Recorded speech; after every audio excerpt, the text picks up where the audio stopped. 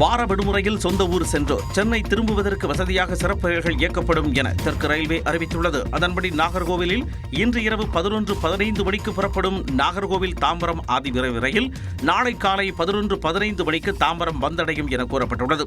இந்த ரயில் திருநெல்வேலி, கோவில்பட்டி, விருதுநகர், மதுரை, திருச்சி, விருத்தாச்சலம், விழுப்புரம், செங்கல்பட்டு உள்ளிட்ட ரயில் நிலையங்களில் நின்று செல்லும் என்று தெரிவிக்கப்பட்டுள்ளது. மறுமார்க்கமாக நாளை பிற்பகல் 3:30 மணிக்கு தாம்பரத்தில் புறப்படும் இந்த ரயில் நாளை மறுநாள் காலை 4:15 மணிக்கு நாகர்கோவில் சென்றடையும் என அறிவிக்கப்பட்டுள்ளது. இதேபோன்று கோவையில் இருந்து இன்று இரவு 11:30 மணிக்கு புறப்படும் சிறப்பு ரயில் நாளை காலை 9:20 மணிக்கு சென்னை சென்ட்ரல் ரயில் நிலையத்தை வந்தடையும்.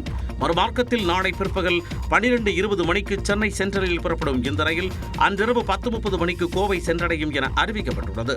இதேபோன்று திருவனந்தபுரத்தில் இருந்து திருப்பூர், ஈரோடு, சேலம் வழியாக எழும்பூருக்கும் நாளை சிறப்பு ரயில் இயக்கப்படுகிறது.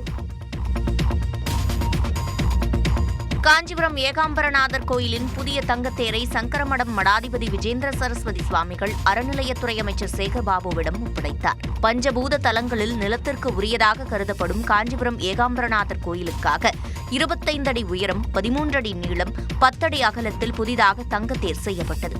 8 டன் தாமிரத்தின் மீது தங்கத்தகடுகள் ஒட்டப்பட்டு தேர் தயாராகியுள்ளது. இந்த தேரின் வெள்ளோட்டத்தை காஞ்சி சங்கராச்சாரியார் விஜயேந்திர சரஸ்வதி சுவாமிகள் கொடியசைத்து தொடங்கி வைத்தனர்.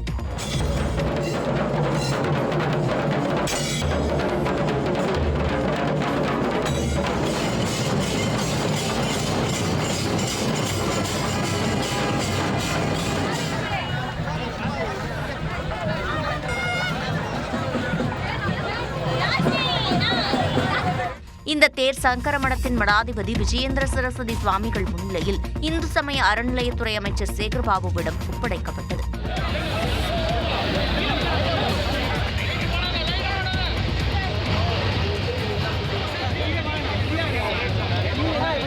இதனிடையே ஏகாம்பரநாதர் கோயில் கும்பாபிஷேக விழாவையொட்டி அதனை ஒட்டியுள்ள 149 பள்ளிகளுக்கு நாளை விடுமுறை அளிக்கப்பட்டுள்ளது. கோவை மாவட்டம் வால்பாறை அருகே வீட்டின் முன்பு விளையாடிக் கொண்டிருந்த சிறுவனை சிறுத்தை தாக்கிக் கொன்ற சம்பவம் அதிர்ச்சியை ஏற்படுத்தியுள்ளது. வால்பாறை அருகே உள்ள ஐயர்பாடியில் உள்ள தனியார் தேயிலை தோட்டத்தில் புலம்பெயர் தொழிலாளர்களான ரோஜா பலி, சஜிதா பேகம் தம்பதி பணியாற்றி வருகின்றனர். அதன் அருகே உள்ள குடியிருப்பில் தங்களின் 5 வயது மகனான சைஃபில் அலோனுடன் வசித்து வருகின்றனர். இந்நிலையில் வனப்பகுதியில் இருந்து வெளியேறிய சிறுத்தை ஒன்று வீட்டின் அருகே விளையாடிக் கொண்டிருந்த 5 வயது சிறுவனான சைஃபில் அலோனை தாக்கி தேயிலை தோட்டத்திற்குள் இழுத்துச் சென்றது. இதைக் கண்ட அப்பகுதி மக்கள் உடனடியாக வனத்துறையினருக்கு தகவல் அளித்தனர். இதையடுத்து சம்பவ இடத்திற்கு விரைந்த வால்பாறை வன அலுவலர்கள் மற்றும் அப்பகுதி மக்கள் இணைந்து சிறுவனை தேடும் பணியில் ஈடுபட்டனர். 1 மணி நேர தேடுதலுக்கு பிறகு தேயிலை தோட்டத்திற்குள் சிறுவனின் உடலை வனத்துறையினர் மீட்டனர். சிறுத்தை நடமாட்டத்தை கண்காணிக்க தொடங்கியுள்ள வனத்துறையினர் அப்பகுதியில் வசிக்கும் யாரும் வீட்டை விட்டு வெளியேற வேண்டாம் என அறிவுறுத்தியுள்ளனர். சில மாதங்களுக்கு முன்பும் புலம்பெயர் தொழிலாளர்களின் குழந்தையை சிறுத்தை தாக்கிக் கொன்று தேயிலை தோட்டத்திற்குள் இழுத்துச் சென்றது. அதேபோல தற்பொழுதும் 5 வயது சிறுவனை சிறுத்தை தாக்கி இழுத்துச் சென்ற சம்பவம் அங்கு வசிக்கும் மக்களை அதிர்ச்சியில் உறைய வைத்துள்ளது.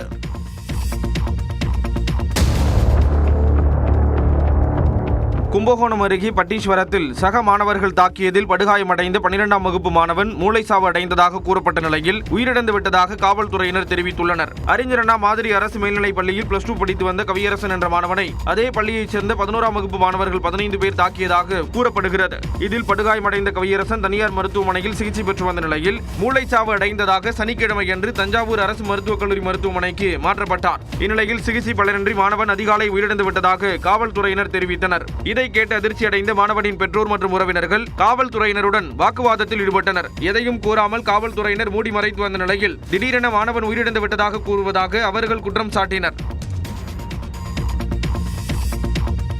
ஞாயிற்றுக்கிழமையை ஒட்டி மீன் வாங்க குவிந்தோரால் சென்னை காசிமேடு சந்தை களை கட்டியது. காசிமேடு மீன் சந்தையில் நள்ளிரவு 2 மணி முதல் ஏல முறையில் மீன் விற்பனை நடைபெற்ற நிலையில் வியாபாரிகளும் பொதுமக்களும் போட்டி போட்டு வாங்கி சென்றனர். டிட்வா புயல் முடிந்து வந்த முதல் ஞாயிற்றுக்கிழமை என்பதால் கூட்டம் வழக்கத்தை விட கொஞ்சம் அதிகமாகவே இருந்ததாக மீன் விற்பனையாளர்கள் தெரிவித்தனர். அதே சமயம் வரத்து குறைவாக இருந்ததால் மீன்கள் கிலோவுக்கு 100 ரூபாய் முதல் 200 ரூபாய் வரை விலை உயர்ந்து காணப்பட்டன. வஞ்சிரம் கிலோ 1000 முதல் 1100 ரூபாய் வரை விற்பனை செய்யப்பட்டது. சங்கரா கிலோ 400 முதல் 550 ரூபாய்க்கும், வவ்வால் மீன் 600 ரூபாய்க்கும் விற்பனையானது. இறால் 400 முதல் 450 ரூபாய்க்கும், நண்டு 300 முதல் 400 ரூபாய்க்கும் விற்பனையானது. இல்ல எல்லாமே இருக்கு ஓரளவுக்கு, ஆனா ரேட் ரொம்ப அதிகமா இருக்கு. எல்லாமே விலை அதிகமாக இருந்த போதிலும் பொதுமக்கள் மீன்களை ஆர்வத்துடன் வாங்கி சென்றனர். தமிழ்நாட்டின் அரசியல் களத்தை பரபரப்பாக்கிய செய்திகளை டாப் 5 அரசியல் செய்திகள் பகுதியில் பார்க்கலாம். நாங்கள் அது மாதிரி யாரும் அனுமதியும் கொடுக்கல, போய் பேசவும் சொல்லலை. எனக்கு தெரியாது, நான் மாநில தலைவராக இருக்கேன். என்கிட்ட அகில இந்திய தலைமை போய் பேசுங்க, இவர் பேசுவாருலாம் சொல்லலை. ஐவர் குழு நியமிச்சிருக்காங்க, நாங்கள் பேசிகிட்டு இருக்கோம், அவ்வளோதான். எங்கள் ஹைகமாண்டுக்கிட்ட இன்றைக்கி தான் பேச போகிறேன் நான். அவர் பேசினார், ஒரு புகைப்படம் எதனா வந்திருக்கா? தாவேக தலைவர் விஜயை காங்கிரஸ் நிபுணர்கள் மற்றும் தரவு பகுப்பாய்வு குழுவின் தலைவர் பிரவீன் சக்கரவர்த்தி சந்தித்ததாக வெளியான தகவலுக்கு செல்வ பெருந்தகை அளித்த விளக்கமே இது. அம்பேத்கர் நினைவு தினத்தையொட்டி சென்னை துறைமுகம் பகுதியில் அவரது சிலைக்கு தமிழக காங்கிரஸ் கட்சியினர் மரியாதை செலுத்தினர். பின்னர் செய்தியாளர்களை சந்தித்த அக்கட்சியின் மாநில தலைவர் செல்வ பெருந்தகை இந்தியா கூட்டணியை யாரும் சிதைக்கவும் முடியாது, உடைக்கவும் முடியாது என்று கூறினார். நாங்கள் ஏற்கனவே சொல்கிறோம், இந்தியா கூட்டணி வலிமையாக இருக்கிறது, ஒற்றுமையாக இருக்கிறது, பலமாக இருக்கிறது. இந்தியா கூட்டணி என்பது இரும்பு கோட்டை போன்றதுன்னு சொல்றோம். விஜயை பிரவீன் சக்கரவர்த்தி சந்திக்க யாரும் அனுமதி தரவில்லை என்றும் அவர் விவரித்தார். தேர்தல் ஆணையத்தில் போலி ஆவணங்களை கொடுத்ததாக கூறி அன்புமணிக்கு எதிராக டெல்லி காவல் நிலையத்தில் ராமதாஸ் தரப்பில் புகார் மனு அளிக்கப்பட்டுள்ளது. இந்நிலையில் ராமதாஸ் மற்றும் அன்புமணி தரப்பில் மாறி மாறி குற்றச்சாட்டுகளை முன்வைத்துள்ளனர். மருத்துவர் அன்புமணி அவர்கள் ஒரு போலியான ஆவணத்தை தயாரித்து, அதாவது 2023ஆம் ஆண்டு அவர் பொதுக்குழுவில் தலைவராக தேர்ந்தெடுக்கப்பட்டதாக ஒரு போலி ஆவணத்தை தயாரித்து தேர்தல் ஆணையத்திடம் வழங்கியிருக்கிறார். மகன் வருவார், வந்து செயல்பட ரொம்ப எதிர்பார்த்தாரு. அவர் வெளியில் போய் கட்சி பிரிக்கிறதுக்கு நடைப்பயணம், கட்சி நிகழ்ச்சி, இந்த மாதிரி தேர்தல் ஆணையத்தை கையில் போட்டு அவங்கள வளைச்சிக்கிட்டு இவ்வளோ பண்ணுறது எவ்வளோ பெரிய மோசடி. இனி ஜி.கே. மணி அவர்களை நாங்கள் பொறுத்து கொள்ள முடியாது. எங்கள் கட்சியினுடைய தலைவரிடம் தெரிவித்து மிக கடுமையான நடவடிக்கை, அவர் எந்த நடவடிக்கை வேண்டுமானாலும் எங்கள் கட்சியினுடைய தலைவர் எடுக்கலாம். ஒழுங்கு நடவடிக்கை குழு உடனடியாக கூட்டி இந்த அவதூறு செய்தியை பரப்பி வரக்கூடிய ஜி.கே. மணி அவர்கள் மீது உரிய நடவடிக்கை எடுக்க வேண்டும் என்று நாங்கள் வலியுறுத்த இருக்கிறோம். நான் இன்றைக்கு சொல்லுகிறேன், அடித்து சொல்லுகிறேன், எங்களிடமிருந்து பாட்டாளி மக்கள் கட்சியை பறிக்க முடியாது. மருத்துவர் அன்புமணி ராமதாஸ் அவர்கள் தான் கட்சியினுடைய தலைவராக இருப்பார். வரக்கூடிய 2026 தேர்தலில் மாம்பழம் சின்னத்தில் பாட்டாளி மக்கள் கட்சி போட்டியிடும். அயோத்தியை போல தமிழ்நாடு மாறுவதில் தவறு இல்லை என பாஜக மாநில தலைவர் நயினார் நாகேந்திரன் கூறியதற்கு நாடாளுமன்ற திமுக குழு தலைவர் கனிமொழி பதிலடி கொடுத்துள்ளார். சென்னையில் செய்தியாளர்களிடம் பேசிய நயினார் நாகேந்திரன், திருப்பரங்குன்றத்தில் மதக்கலவரம் ஏற்படும் என கூறுவதற்கு எந்த முகாந்திரமும் இல்லை எனவும், தமிழ்நாடு அயோத்தி போல மாறுவதில் என்ன தவறு இருக்கிறது எனவும் வினவினார். அயோத்தி இந்தியாவில் தானே இருக்கு, அயோத்தி இங்கிலாந்துல ஐரோப்பால இல்லையே, அயோத்தியில் இந்தியா தானே இருக்கு. ஆனால் அயோத்தி மாதிரி வரதில் தப்பதில்லை. அந்த தர்கா சம்பந்தப்பட்டவர்களோ எந்த இஸ்லாமியர்களும் ஒரு தீர்ப்பு அங்கே எதிராக ஒருத்தர் கூட சொல்லலை. இதில் மத கலவரம் வர்றதுக்கு எந்த விதமான முகாந்திரம் இல்லை. இதற்கு எக்ஸ் பக்கத்தில் பதிலடி கொடுத்துள்ள திமுக நாடாளுமன்ற குழு தலைவர் கனிமொழி, எந்த அயோத்தியை போல தமிழ்நாடு மாற வேண்டும் என கேள்வி எழுப்பியுள்ளார். கடந்த மக்களவைத் தேர்தலில் RSS பாஜகவை படுதோல்வி அடைய செய்து மக்கள் தூக்கி எறிந்த ஃபைசாபாத் தொகுதியில் உள்ள அயோத்தியை போலவா எனவும் வினவியுள்ளார். ஃபைசாபாத் தொகுதி போலதான் தமிழ்நாடு பல ஆண்டுகளாக இருந்து வருவதாகவும் கனிமொழி குறிப்பிட்டுள்ளார். சட்டமன்ற தேர்தல் நெருங்குவதால் தான் திருப்பரங்குன்றம் விவகாரத்தை பாஜக கையில் எடுத்திருப்பதாக நாம் தமிழர் கட்சியின் ஒருங்கிணைப்பாளர் சீமான் விமர்சித்துள்ளார். கோவையில் செய்தியாளர்களிடம் பேசியவர், கடவுளை கடன் கொடுத்த தமிழ் இனத்திடம் வந்து கடவுள் வழிபாடு பற்றி பாஜகவினர் சொல்லிக் கொடுப்பது சிரிப்பாக இருப்பதாக கூறினார். பக்கத்தில் இருக்க மலையெல்லாம் குவாரின்னு வெட்டி ஏற்றும் போது வாய் மூடிட்டு இருக்கிறவங்க இந்த மலை மேலே திடீர்னு விளக்கேற்றுவார். இன்னைக்கு தான் முருகன் கண்ணுக்கு தெரியுதா? முருகன் நேற்று தோன்றிய இறையா? இத்தனை நாள் எங்கே இருந்தாங்க? போன ஆண்டு இந்த விளக்கு ஏற்ற வரல, அதுக்கு முந்தின ஆண்டு ஏற்ற வரல. ஏன்னா 2 மாசத்துல தேர்தல் வருது. ஒற்றுமையாக இருக்கக்கூடிய தமிழ் சமூகத்தில் பிளவு ஏற்படுத்த பாஜக முயற்சிப்பதாகவும் சீமான் சாடினார். எப்பவுமே இவங்களுடைய சிந்தனை ஒருங்கிணைந்த ஒரு சமூகத்தை உருவாக்குவதில்லை, அதை பிரிச்சு சிதைச்சு தங்களுக்கான அதிகாரத்தை நிறுவுவதான் இவங்களுடைய கோட்பாடு. அதை இந்த நிலத்திலையும் நிறுவ நினைக்கிறாங்க. அரசுடைய கவனக்குறைவு, அரசுடைய இவங்களுக்கு தெரியாமையா இவ்வளவு நடக்குது. அவங்க நினைச்சிருந்தா இதையெல்லாம் எப்பவோ தடுத்திருக்கலாம். எல்லாவற்றையும் அமைதியாக பார்த்துக் கொண்டிருக்கக்கூடிய மக்கள் வரக்கூடிய தேர்தலில் பாஜகவிற்கு பாடம் புகட்டுவார்கள் என்றும் சீமான் தெரிவித்தார். விஜயின் ரோட் ஷோ தற்போதைய சூழலுக்கு தவிர்க்கப்படுவதாகவும், ஈரோட்டில் தனியார் இடத்தில் மக்கள் சந்திப்பை நடத்த திட்டமிட்டுள்ளதாகவும் தவிக நிர்வாக குழு தலைமை ஒருங்கிணைப்பாளர் செங்கோட்டையன் தெரிவித்துள்ளார். ஈரோட்டில் தனியார் இடத்தில் வரும் 16ஆம் தேதி மக்கள் சந்திப்பை விஜய் நடத்த அனுமதி கோரி மாவட்ட ஆட்சியர் கந்தசாமியிடம் செங்கோட்டையன் மனு அளித்தார். பொதுக்கூட்டத்தில் 25,000 பேர் முதல் 40,000 பேர் வரை கூடுவார்கள் என கூறி மனு அளிக்கப்பட்டது. பின்னர் செய்தியாளர்களை சந்தித்த அவர், விஜயின் மக்கள் சந்திப்பிற்கு அனுமதி கிடைத்தவுடன் உரிய முறையில் அரசின் வழிகாட்டுதல்கள் பின்பற்றப்படும் என்று கூறினார். நம்முடைய ஈரோடு மாவட்டத்தில் வருகின்ற 16ஆம் தேதியன்று சுற்றுப்பயணத்தை மேற்கொள்ள இருக்கிறார்கள். வாரிமுகாலுக்கு அருகாமையில் இருக்கிற தனியார் இடத்தில் இடம் தேர்வு செய்யப்பட்டிருக்கிறது. ரோட் ஷோ என்பது இப்போது தவிர்க்கப்பட்டிருக்கிறது. தமிழ்நாட்டில் மாபெரும் எழுச்சி ஏற்பட போவதாகவும் செங்கோட்டையன் தெரிவித்தார். உங்களை போன்றவுடைய குழந்தைகள் இன்றைக்கு கல்லூரிக்கோ பள்ளிக்கோ செல்கிற குழந்தைகள் உங்களிடத்தில் என்ன சொல்கிறார்கள் என்பதை நீங்களே அறிவீர்கள். மாற்றங்கள் ஒரு பெரிய மாற்றங்கள் உருவாகி கொண்டிருக்கிறது என்பதை நீங்கள் உணர்வீர்கள். குழந்தைகள் சாப்பிடுகிற போதும் தாய் தந்தை இடத்திலே என்ன சொல்கிறார் என்பது நீங்களே புரிந்து கொண்டிருப்பீர்கள். ஈரோடு கூட்டத்தில் முன்னாள் அமைச்சர்கள் யாராவது தவேகவில் இணைவார்களா என்ற கேள்விக்கு பொறுத்திருந்து பாருங்கள் என செங்கோட்டையன் பதிலளித்தார். 5வது நாளாக தொடரும் இண்டிகோ விமான சேவை பாதிப்பு. கோவா இரவு விடுதியில் சிலிண்டர் வெடித்து விபத்து உள்ளிட்ட செய்திகளை டாப் 5 இந்தியா பகுதியில் பார்க்கலாம்.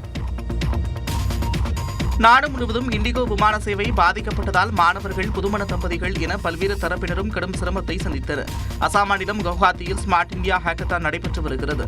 இதில் கலந்து கொள்வதற்கு குஜராத்திலிருந்து 6 மாணவர்கள் தேர்வான நிலையில் இண்டிகோ விமானம் ரத்தானதால் அவர்களால் அங்கு செல்ல முடியவில்லை. இதனால் மனமுடைந்த மாணவ மாணவிகள் விமான நிலையத்திலேயே கண்ணீர் சிந்தினர்.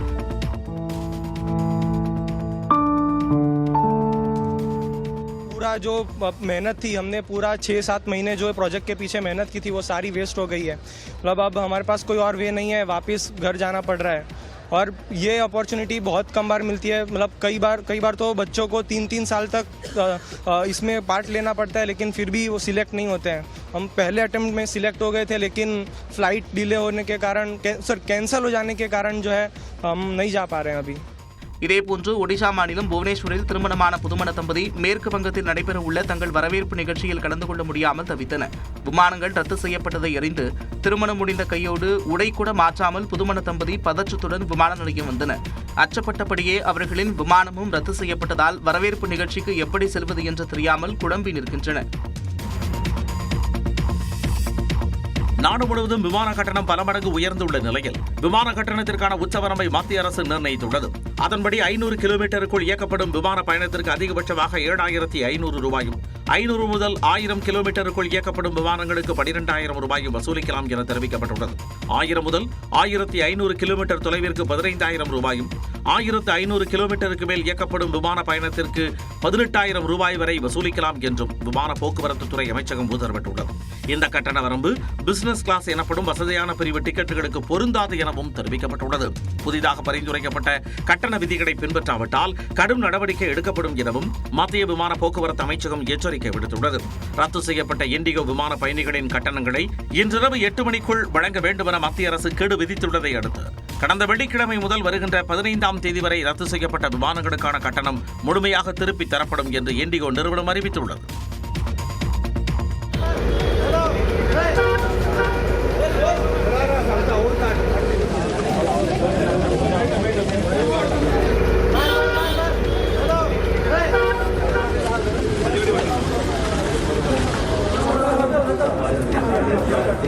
கோவாவில் இரவு நேர விடுதியில் ஏற்பட்ட பயங்கர தீ விபத்தில் 23 பேர் பலியானது பெரும் சோகத்தை ஏற்படுத்தியுள்ளது. வடக்கு கோவாவின் பனாஜி பகுதிக்கு சுற்றுலா பயணிகள் அதிகம் செல்வது வழக்கம். அர்போரா கிராமத்தில் உள்ள தனியார் விடுதியில் சுற்றுலா பயணிகள் ஏராளமானோர் தங்கியிருந்துள்ளனர்.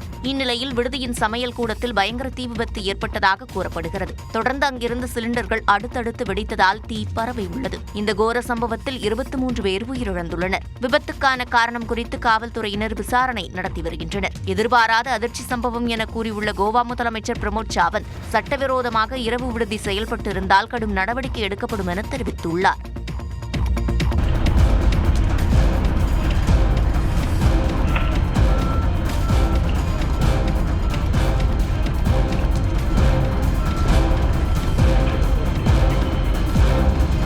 கேரள மாநிலம் கொல்லம் அருகே சாலையில் வாகனங்கள் சென்று கொண்டிருந்த போது திடீரென விரிசல் ஏற்பட்டு சாலை உள்வாங்கிய பதைபதைக்க வைக்கும் காட்சிகள் தான் இவை.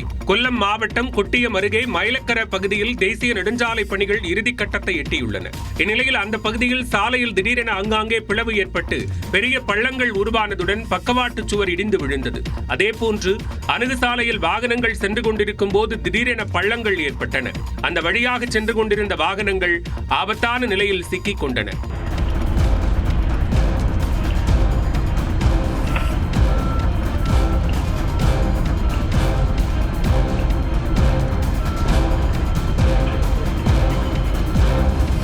வாகனங்களில் சிக்கி தவித்த பயணிகள் பாதுகாப்பாக மீட்கப்பட்டனர். தொடர்ந்து அவ்வழியாக போக்குவரத்து நிறுத்தப்பட்டு கடற்கரை சாலை வழியாக வாகனங்கள் திருப்பிவிடப்பட்டன.